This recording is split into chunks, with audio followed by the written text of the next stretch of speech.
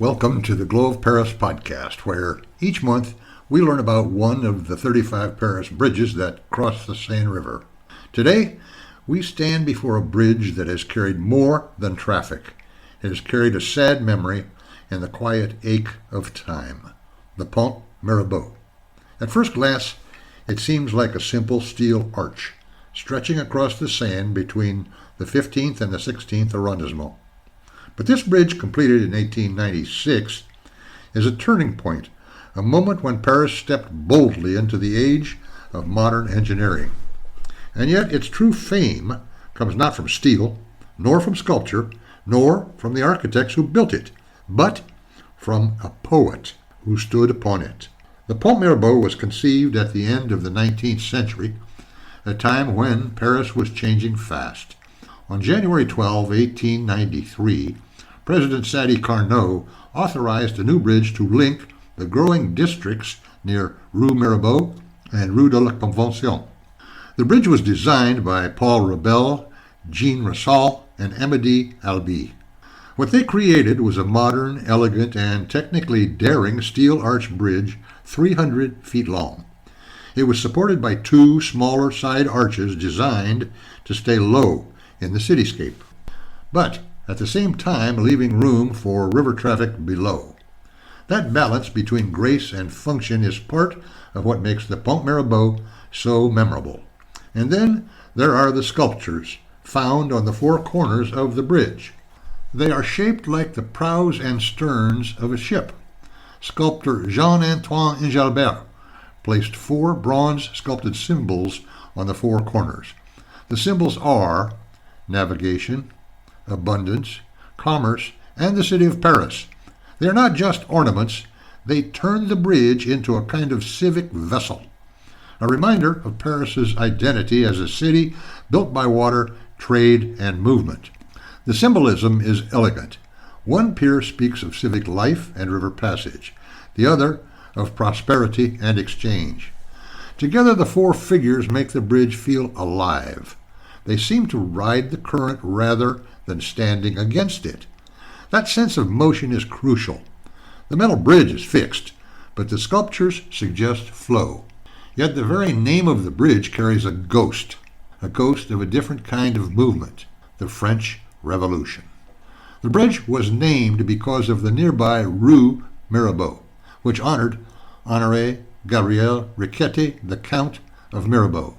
Mirabeau was a brilliant silver-tongued nobleman who championed the common people during the Revolution of 1789.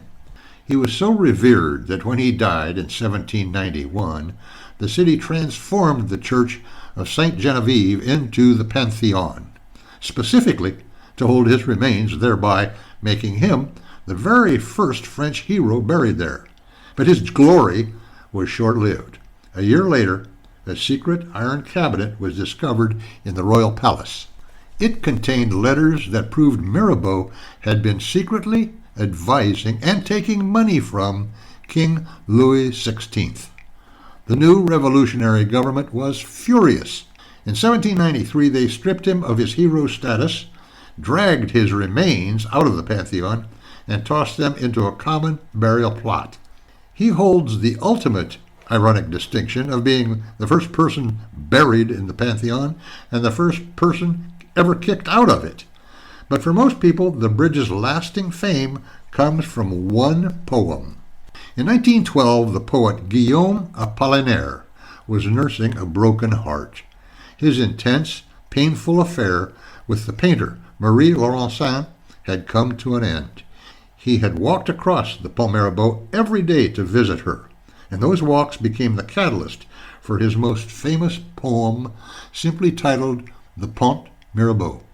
Apollinaire looked down at the dark water and saw a perfect, brutal metaphor. The steady flow of the Seine represented the unstoppable passage of time and the permanent fading of love.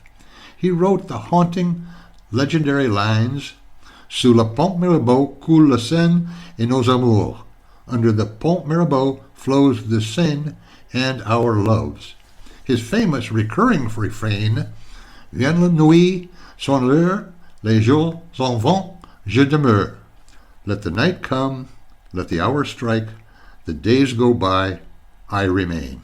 This soliloquy is something that generations of French school children still learn by heart to this very day.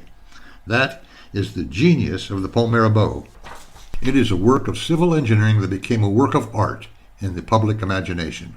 It was built to solve a practical problem, but it ended up carrying something far more enduring, a feeling. Paris has many bridges, but few are so completely transformed by language. The Pont Mirabeau has also lived through history. It survived the World Wars. It was classified in 1975 a historical monument. Today, it still quietly spans the Seine, while generations pass above it and below it. Perhaps that's why the Pont Mirabeau continues to resonate. It is a bridge about connection, but also distance, about movement, but also permanence, about the river beneath it and the words that made it unforgettable. As we continue exploring the bridges of Paris, we will discover that each one, no matter how simple, carries its own story. Thank you for joining me on the Glow of Paris podcast today. This is Gary Zuercher saying, see you next time and à bientôt.